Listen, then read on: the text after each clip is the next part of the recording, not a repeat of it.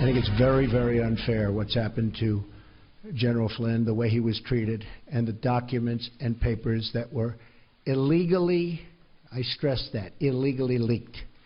Very, very unfair. There you got President Trump yesterday coming to the defense of ousted National Security Advisor Michael Flynn. So is the intel community, some members of it, trying to sabotage our president? Let's talk to Fox News contributor Erick Erickson, who joins us from down in Macon, Georgia. Good morning to you, Erick. Good morning. Sabotage the president is a strong phrase, but you says that's what's going on.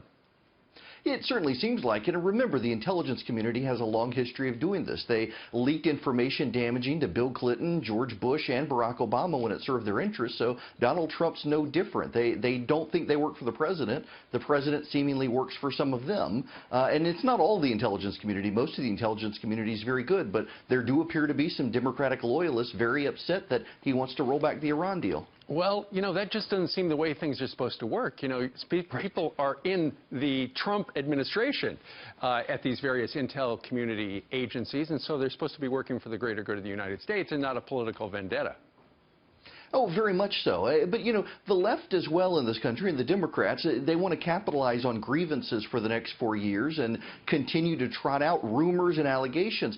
Every single report that's come out has said there's no evidence of collaboration between anybody on Trump's staff and the Russians. You would think by now they would have found that collaboration if it existed, but they've got to keep these stories alive to give people a grievance.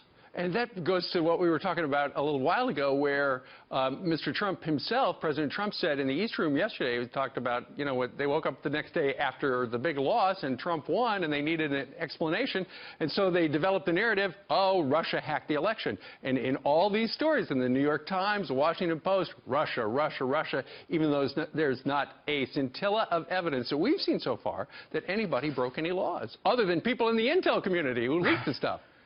Right. A buddy of mine, Ben Dominich, yesterday noted in the Federalist, his website, that this is becoming the new birtherism, that this is the way that the left is explaining this as a grand conspiracy theory. There's no evidence of it, none. This is their version of birtherism. Putinism is what the left is believing. And unfortunately for the American people, so many members of the mainstream media are of the left that they're giving a lot more credibility to this than they ever gave to the birtherism nonsense. That is a good point. Of course, members of the mainstream media, we just ran a soundbite from Jim Acosta over at CNN, the guy who famously yelled at the president-elect during that transition period over at Trump Tower. He says the fix is in because yesterday the president called on CBN and Town Hall and not him.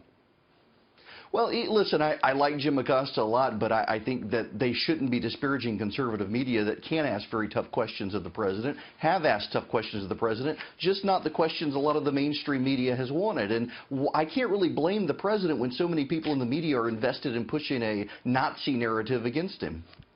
The Nazi narrative, you're absolutely right. All right, Erick Erickson, we thank you very much for joining us today so early on this Thursday morning. Thank you, sir.